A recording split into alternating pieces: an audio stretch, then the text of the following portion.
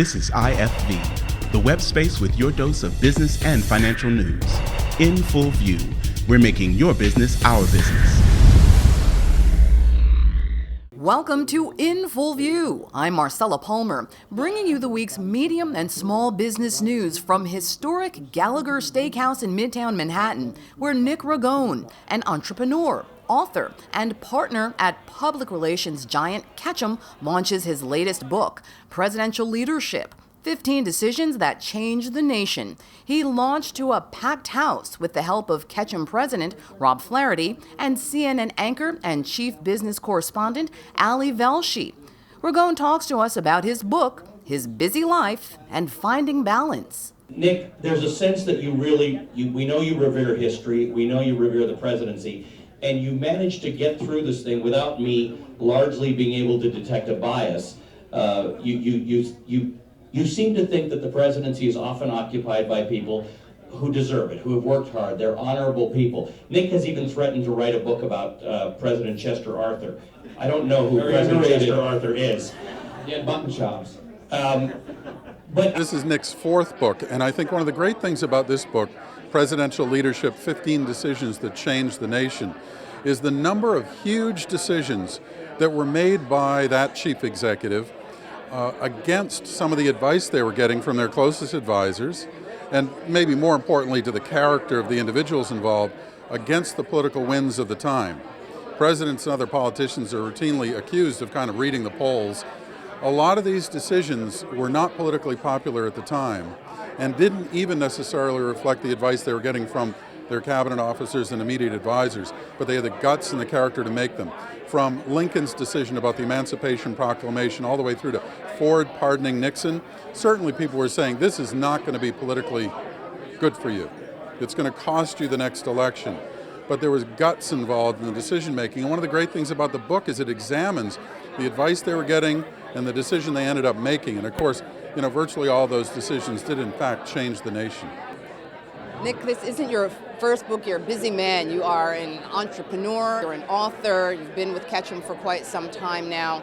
Family man, how do you balance it all? How do you manage the work-life balance? Well, insomnia is a wonderful thing. Now, I think you have to have a few things that you focus on and doing really well. And I've always put family first and work, and then my avocation, which is writing, and I love to do it. And I've noticed with writing, you have to be disciplined. I wake up every day at 5 a.m. and I write 500 words no matter what and get it done. And it's a muscle and you have to train it. And I feel like the more you do, the better you get at it. And I try to use every waking minute of the day to advance my family, my career, and my writing. I believe in vocations and avocations. I'm a huge believer in that. I don't think it's written anywhere that you have to have one vocation and that's it. My vocation is Ketchum. I'm a PR person. And I love it, and I'm a partner at Ketchum. But my avocation is writing and the study of the presidency and leadership. And I think they meld together nicely. Each helps the other, very synergistic. And I think if you're a small business owner or a big business owner, you can have your vocation and an avocation, and they can work together. It's not an either-or proposition. Leadership's a wonderful topic. I was looking around at things to write about, and I came up with the idea of Presidential Leadership: 15 Decisions That Changed the Nation, because I thought there are lessons to learn from the presidency. What a great office to study the discipline of leadership. It's stressful, it's transparent, it makes big decisions, and it's measurable. We know if we like or don't like a president. And I thought there's some great principles that could be learned from the leadership of the presidency that business leaders might want to learn too. And so that's how we came across it. My agent loved the idea. We sold it to a publisher who thought it was great, and so here we are.